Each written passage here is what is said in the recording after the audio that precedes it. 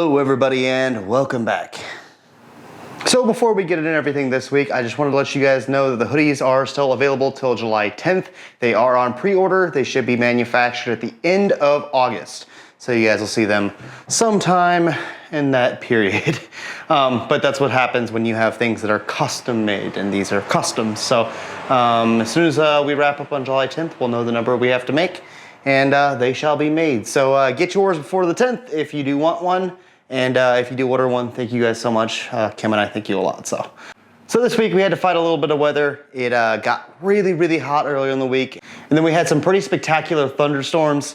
They kind of mostly passed us by, but they did give us some really cool images, which I think were quite awesome. You'll probably see those pop up again around Halloween, if I'm being honest. Very Addams Family vibe. But we did get one really spectacular day this week, which of course was today, which we're here on Sunday. Yeah, it was quite nice. So I did get some stuff done outside. So let's check that out first.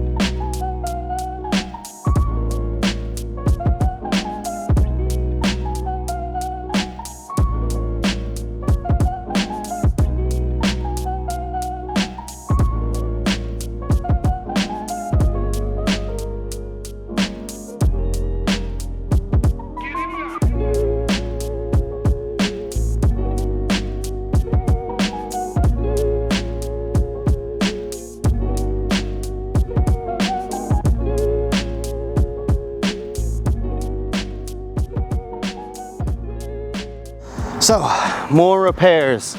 Unfortunately this week I only had one day to work on the amazing exterior repairs, so not a lot got done. It got hot again, but today, which is Sunday, turned out to be a pretty good day for this. So you can see I've got a pretty good patch here, and that was really messed up, including this corner. This corner is probably about 2 inches deep of the material, so that's gonna take a little bit of time to dry, but that's not the fun part. This corbel is the fun part because I finally got the bottom on and it looks great. The profile is really nice. It just came out really well, I feel. And you know, super straight lines. I mean, I don't know that I could have done too much better with that. I think it looks absolutely gorgeous, and you know, just, you know, tale of two corbels, right? It's pretty incredible. Now I did chip this out here. I was hoping to patch this today, but this fill here is just, I just kind of ran out of time. So it takes so long for this stuff to dry, and you can't patch this on top of that until this is dry enough to work with. So that'll be something that'll be coming this week. I think I have 4 really good days actually of good weather. I'm hoping to patch this, get the corbel done, get this entire area done. That way we have one solid piece of the building that we can look at for examples for the rest of the first floor at least. Also guys, I couldn't have done this too much earlier in the week because I did run out of product last week. And I just got 20 more gallons of this stuff. They come in 5-gallon buckets, I got 4 of them. And I got a new little product as well that should help me float some of the edges and make things just a little bit more perfect. Of course, we don't want them too perfect because the building is old, but the idea is to at least have nice straight lines like that. That one looks pretty good. But you can see this section right here. That's gonna be a nice, fun one. Hopefully I can tackle most of that next week, including this corner here, which is pretty beat up. And of course, now I think I've built up my confidence to where I think I'm gonna be able to tackle this beast, which is the absolute worst part of the entire building. So if we can get that fixed, I think I'll be happier knowing that the building won't be taking on any more water or suffering any more damage from weather from that spot right there. So I'll be happy when that's good. Man, look how bad it did that corbel. It really messed that one up. So hopefully next week, we'll see some really, really big improvements here. So fingers crossed the weather stays like it says it's going to stay, which is cool. We'll get some more stuff done out here. Of course, that wasn't the only thing we did this week. We did a little bit more painting on the woodwork. You wouldn't believe how intricate that stuff is. It takes so long to get in all the little areas, but it's got its protective coats. So let's go check that out.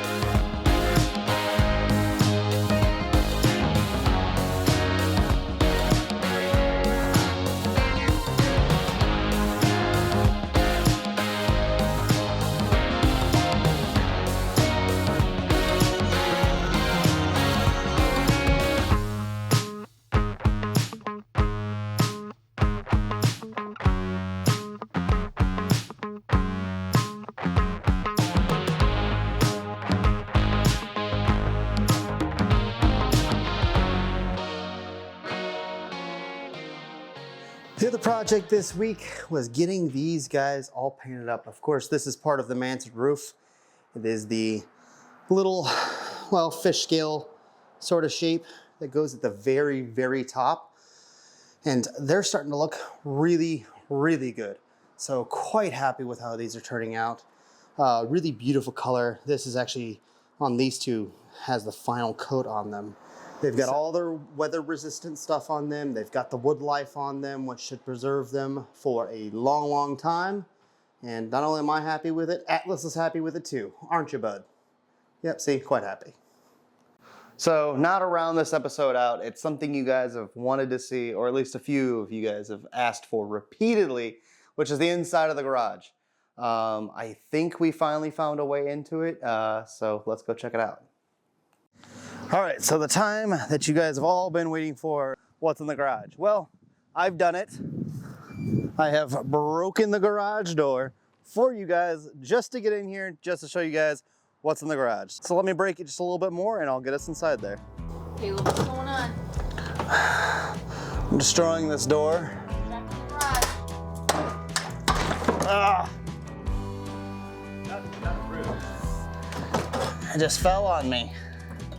Caleb is now locked in the garage, and the only way to get him out is by tearing down the garage door completely. So here we go. What do you want us to do, Caleb? Push it to me. Push. The Kim side is off the track. Okay, can I use the hammer? You want me to just, no. Let me knock the other side off the track.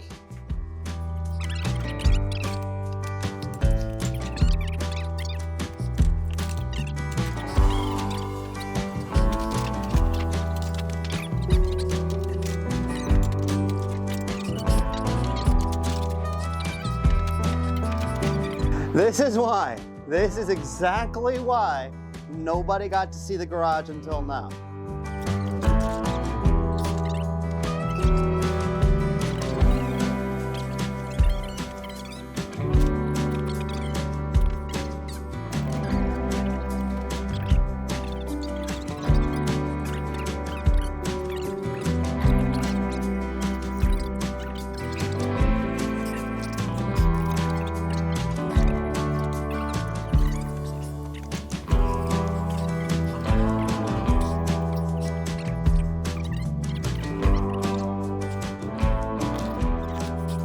Well, that very simple segment, which was supposed to be just me showing you guys the garage, got derailed quite a bit because I got stuck in the garage. Yes, I'll say it again, that garage door, not in great condition. It sort of kind of worked when we bought the place. And so we've put some things in here and then it wouldn't move anymore. So, We bought the place at a hearse. so we had to break a bunch of stuff and yeah, let me show you what's inside now. So, garage door is assembled on the side here. Let's make our way inside. First things first, the rest of those pews that I had, yeah, here they are. And might I add that nothing in here is terribly organized and not all of it is things we put in here. A lot of this stuff came with the house, in fact, most of it. But pews are something we did add. Other than the pews, the first thing you guys might notice is this wonderful, wonderful giant stack of iron. This is actually one of the first things we ended up buying for the house. And this is what will go up front of the house, is this really amazing cast iron gate. And we have quite a bit of it, or cast iron fencing. There's a gate right here, the gate portion anyways. And then these are the posts for it, which are rather wonderful as well. Got a few different ones here. I don't know if we quite have enough of them, but I think we have, 10 or so of them. And I can't exactly remember how much we have of this as far as feet, or for those in Europe, meters long. But I believe it's enough to go in front of both my lot, so the brown house, and in front of the Hall house, or what was the Hall house. So I think both lots we can do the frontage with this wonderful, wonderful material. This is the top of one of the Hall and Brown table saws. The other part's actually under a tarp out there, but we took the actual table from the table saw and put it in here. But you can kind of see the gate here and how it kind of curves down. So that's the gate portion of that, which I'm hoping if we can get the lot next door, that will be the gate for the gardens, which will be really, really beautiful, I think. Over here to the right, we have some items that were left behind when we bought the place. So these were things that were already in here. These windows as well, I have no idea what house they go to, but here they are. Look like they're from a craftsman, which is kind of interesting. But the couch itself, I don't know, some 70s thing. It's got some kind of weird spindly things here. So kind of interesting, but something we need to get rid of. Same thing here is we have like a 1940s, 50s stove or refrigerator. I did put this in here. I did think maybe it would be good for the basement, but then I got that monitor top. So this is another thing that needs to be gotten rid of. It does work, so if you guys need a old 1940s, 50s GE fridge, let me know.